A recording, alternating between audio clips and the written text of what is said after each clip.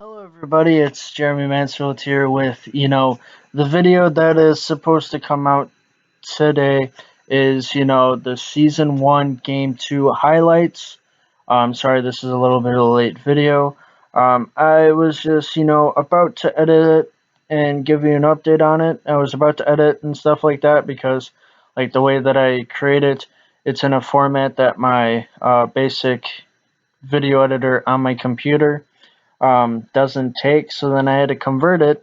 And normally I rename the stuff that way I know which is which because I make it in like different chunks. And so the gameplay was in one big chunk, and like so I make it into three chunks.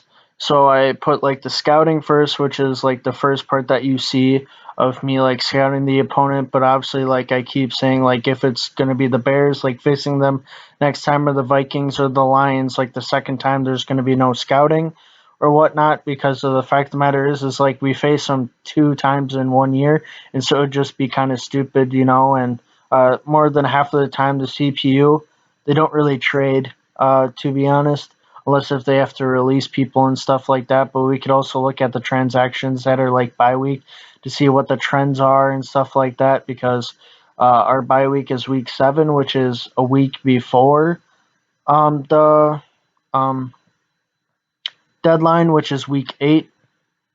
And also what I said at the towards the end of this video, if there's any challenges, sorry, there's something itchy on my nose. Any challenges, any players that like may want to see, like if I put on the trade block, what would I get? Because I may do that. I may like I wouldn't necessarily trade them, but it's like what would it be like if I were to say if I put Christian McCaffrey on the trading block and see what kind of draft picks, to see what kind of value I'd get from whether it be a defensive player, an offensive player of a different team, because he is a 94 overall. He's very good at what he does, but obviously I haven't gotten him rolling, to be honest, so far with the run game, even though I'm wanting to, but I got him kind of a little bit on the passing game this game. But overall, I apologize. I was literally clicking on the edit button and I accidentally clicked the red X on my screen, or I was like, left clicking it and then trying to scroll down to rename it, and it actually clicked the delete button. And I have no way of getting it back besides obviously restarting everything and then, like simulating the Bears games, because you already saw that, and try to redraft everybody that I have on my team, which is unlikely. Like that would happen if I were to restart everything. So then I would have to completely restart the series. So I just wanted to give you an update on like I accidentally deleted the gameplay, and so you'll see the scouting obviously, and you'll see like the stats and everything from the game. So it's like when after the scouting part, when it says next, you'll see the highlights, you won't necessarily see the highlights. It'll just go right to the stats, and it's a bumming part of this video that me telling you this about the little oopsie that I did within this video, but like I'll try to do my best for the next video, which will be, because I think I might do it like every 2 weeks for game 3. That I actually give you the highlights instead of delete them. And obviously, like the raw, like the bad part is like normally I would like copy and paste them into the flash drives that I normally do, and then try to do the switching of the software. That this time it just, because last time I kind of like made it easier for myself when I did this, is just keep it on my like videos tab of my folders and stuff, and then just try to convert it and everything, and then just put it into my flash drives when it's a finished product. Maybe lesson learned that copy it right to the flash drive right away, just in case if I were to delete it in the so to speak videos. That way it's not gone. That way I can still edit it and give you still the highlights, give you the like absolutely raw gameplay of me playing to the best of my ability. So I apologize. It's a little oopsie. So obviously you'll be seeing the scouting part of it with the Vikings, and you'll see the gameplay, not the gameplay, the stats and the game score of what all happened. Especially like I just won this game, so it's very, it was a very close game. I was kind of mad at myself because I knew I should have played better than this. But you win some and you lose some when it comes to drives of, you're going downfield or it's towards the end and you're up by a touchdown and you're trying to seal the game up, but the offense isn't rolling, and it's a defense that you really don't see all that much, and then it's like, what do I do? And with it being a fantasy team, like, you have people from all different teams and it's not all from one team that you're used to. Like, I would say I'm used to the Packers and stuff like that, but it's for the content and for the fun of it. It's not like, oh, I'm trying to be like 16-0 with the Packers to the best of my ability, which is possible with the 2018-19, like that season, because that's what based off of Madden 19 is, um, or if it's based off of 1920, it's whatever. But at this point, like I said, you'll get right to the scouting, and then right after that will be the highlight stats, the stats, so to speak, of the whole entire game of my side. I'm not adding the Vikings onto it because obviously I don't really need to because it's my team and not theirs, and you'll notice what the score will be at the end and stuff like that, and how was a highlight play. And so hopefully you have a good rest of your day, night, whenever. And hopefully you enjoy the rest of this episode with the scouting and the stats. And peace out. Hello, everybody. Hopefully you enjoyed the highlights. I would directly do it in, like, right at the end screen, but I kind of, I was in the mood and doing it, and I kind of just troubleshooted it and just was like, no, I didn't have the microphone on. So I was like, shoot, did I already exit out of it? So I went through the box. This is the box score now, and then we're just going to go through this for our stats at the end of the game. So if it looks weird with, like, the backups and everything, that's why. So with this, we weren't able to put Geno Smith in because we literally won by one. I'll literally show you, like, the end afterwards with the box score. Like, we literally won by one, like, crazy, and especially within the highlights, you'll see, like, we just won by one with the save of a block PAT. So I wasn't really a fan of these stats because I kind of just bopped myself in the head because the two interceptions towards the end of the game, like, literally within 5 minutes left, like within 4 minutes left of the game, and they were right at the.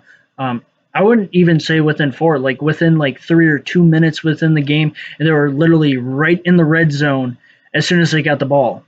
So I wasn't really impressed with the last two interceptions, but one of them, I mean, they had it. They double teamed me and stuff like that. I made a stupid move to pass it to that wide receiver, and so they got me there. Got 2 touchdowns, so it's better than last week. Last week I had none with him, and I had the 1 or 2 with Geno Smith with the backup offense.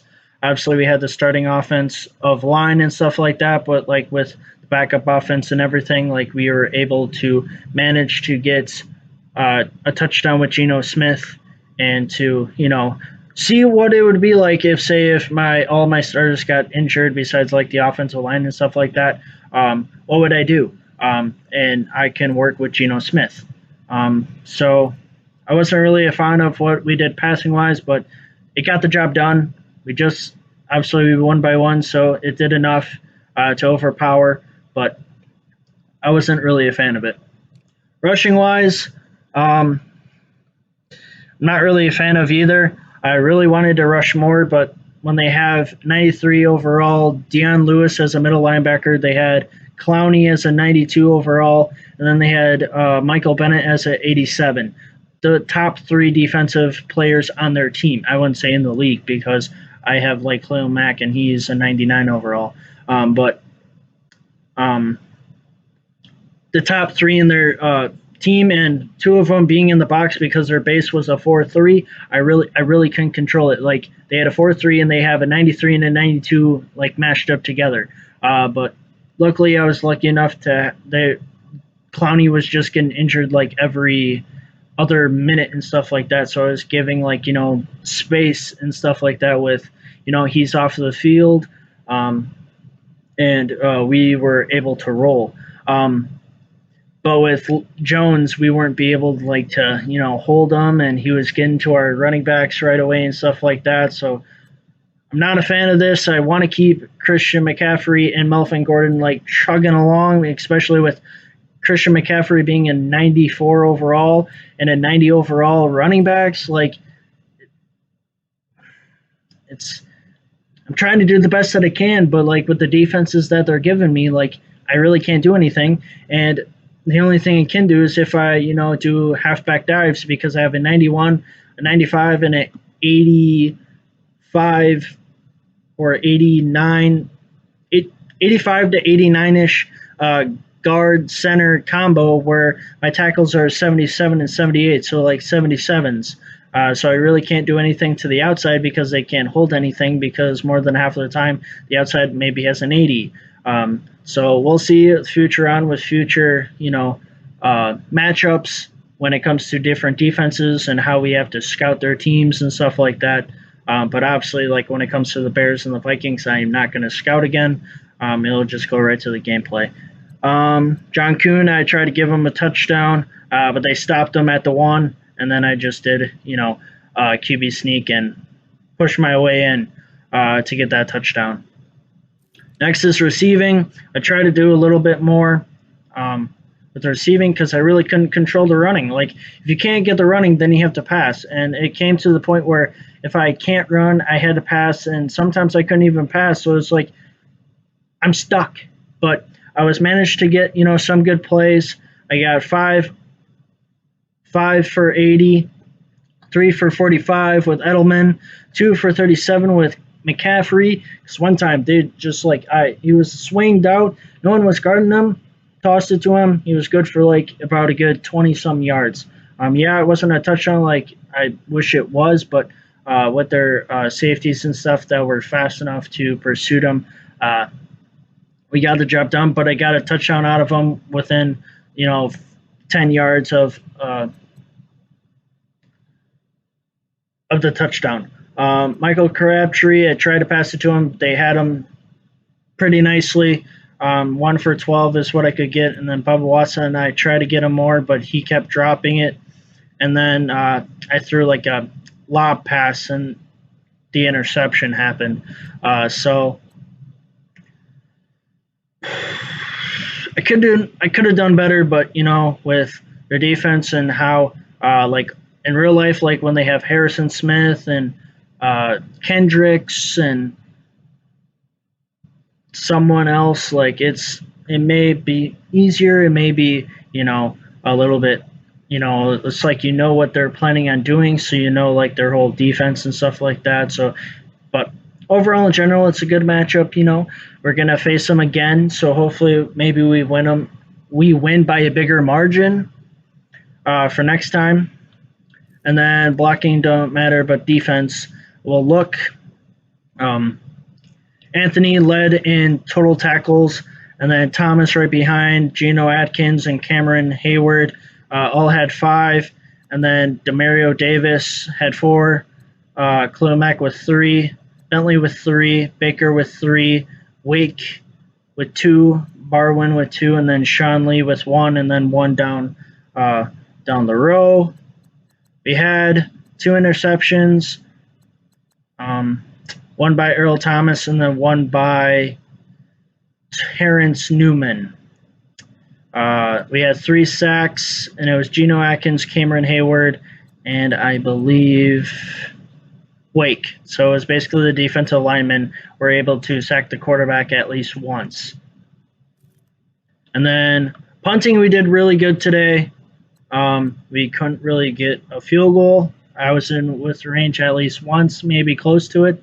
But then, you know, they were holding me to a spot and then they sacked me and then I was out of range and then I had to punt the ball because like I was just about the 50-yard line and like I don't know Harrison Butker's range and I wasn't gonna force it on him and stuff like that and I just was, punt it, see where I would go, and I punted within the 10-yard line every single time. One on the 1, one on the 2, one on the 4, and one on the 9 because we had to punt 4 times. So great punting by Matt Hack. It was very well today playing this game. So, and then kick return, punt return, we don't really need. And then that is the stats. So hopefully you enjoyed this video of watching the highlights of this game. So there's going to be a lot more within my team and Minnesota compared to last week where like the Bears really couldn't do anything. All they had was a field goal. And literally I ran the house like so many times and stuff like that, putting my backups in, showing some highlights of what my backups could do. And this is actually a true matchup where we just won by 1. As you can see within the box score, 22-23, Green Bay Packers, me. It was just saved by a blocked field goal. Like, I was impressed by my defense. I had 2 interceptions literally within the red zone range. One was in the red zone range, and one was just out, like within the 30-yard line. And we were still managed. They got to like the 5-yard line, and we were still managed to basically, stop them. They would go for it on 4th, and we stopped. But obviously, the last time, it's either the last time or second to last time they scored a touch. No, it's the last time. Last time they scored a touchdown, we blocked the PAT. I was so ready to go to overtime because, like, it is what it is. But, my defense came up clutch today. So, kudos to my defense. Hopefully, I can, become better on the defense and get the sacks when needed, get the interceptions, get the tackles, and pick the right reads when it comes to plays and stuff like that. Because today I kind of just misread stuff and they hit us on the high stuff where no one was about, or like poor tackling sometimes, and so it would be like a classic 5 to 10 yard catch or whatever. Yeah, they would have gotten first down if it was a 10-yard catch, but I'd rather have that compared to extending it to 15 or 20 yards, and then we're like, ugh. So, all in all, hopefully you enjoyed this video. Subscribe to my channel if you are new. Like this video. Comment down below if you want me to put somebody on the trade block because we are in week 2. Next week will be week 3. We have until week 8 to finalize, do something. I think I might try and do something and show you guys if I were to put this guy on the trade block, what would I get for, maybe draft picks or players, whether it be a star player that we have or whether it be like a backup that we have that somebody may need because they're a decent overall. Who knows? So comment down below maybe any challenges that you'd want me to do.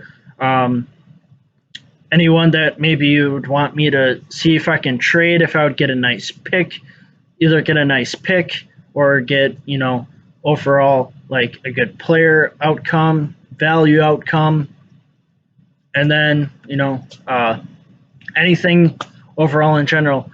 So hopefully you have a good rest of your day, night, whenever you watch this. Like I said, subscribe to my channel if you're new, like this video, and peace out. Hello everybody, it's your boy Jeremy Mansfield here. Sorry, it's been a while since we played, franchise mode, the fantasy draft of the owner draft, so to speak, because this is obviously franchise mode, but it's the owner version and not the coach version.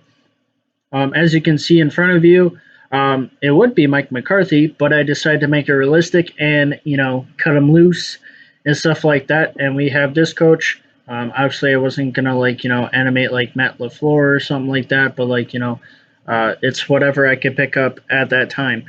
So what we're gonna do is scout the Vikings. Obviously, like last week we scouted the Bears, so then when we face them again, we're obviously not gonna scout them again. Like it's like if they traded somebody, they traded somebody, but if they did, it wouldn't really matter because we've already looked at the team in majority of the time. Like when it comes to CPUs trading, they don't really trade as much.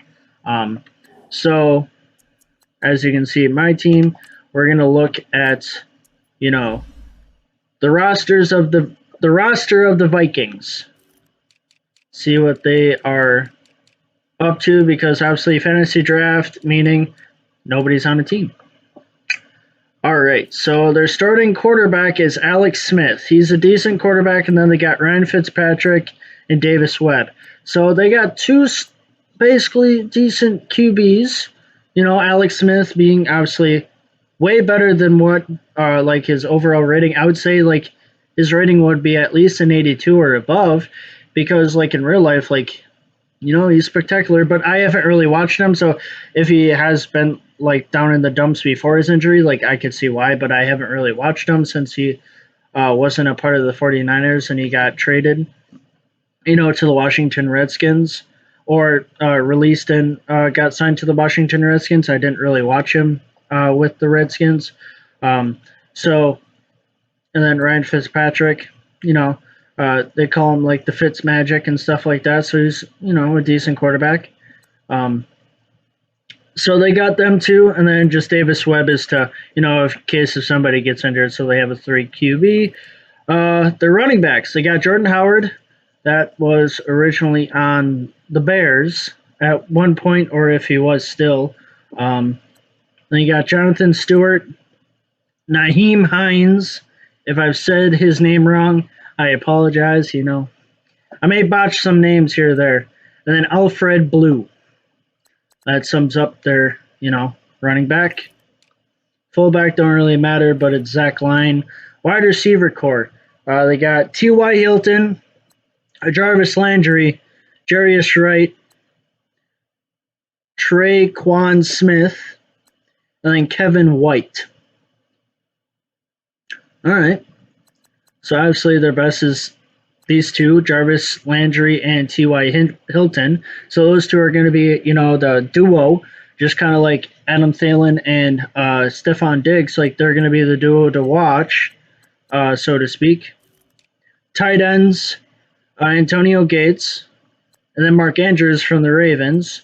And then they just got picked up a CJ Uzoma. So that's a good, decent tight end core. Offensive lineman. All right, they got Jake Matthews, Eric Kush, John Sullivan, Brandon Brooks, Jermaine Ilfeldy. Their Michael Bennett, Cassius Marsh. If you're not familiar with Cassius Marsh, if you go on Command Zone, he is a Magic the Gathering player. Like you wouldn't think, an NFL player playing Magic the Gathering. It's a very fun game, and he really enjoys it, and I always love to see him on Command Zone. So he's very talented when it comes to Command Zone and stuff. So if you want to see one of his hobbies outside of the NFL, that's one of them. And then they got Wes Horton. Jerry Hughes and Marcus Davenport. All right. And then the DTs, then they got Devon Gachow. I probably botched that, to be honest. And then PJ Hall, Austin Johnson, and Damian Square. All right. That is,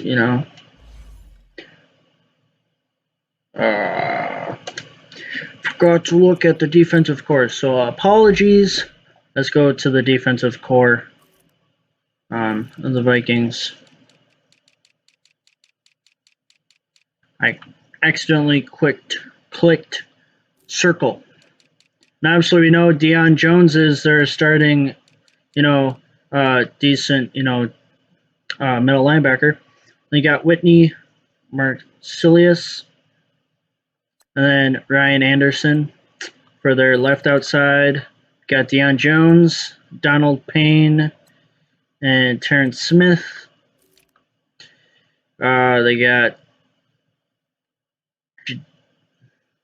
Clowney. I'm not gonna try and do the first name. And then they got Matt Longacore. So I mean, they got two decent linebackers, but I feel like they're gonna run either a 4-3 or a 3-4, and that's gonna take one away because one's gonna be on probably the defense, like kind of like acting like the defensive lineman, but like the outside linebacker. CBs, Kareem Jackson, Demike Rogers, Cromartie, then Minka Fitzpatrick, BJ Webb, Chris Culliver. Free safety, they got Eric Weddle. And then strong safety, they got Eric Reed.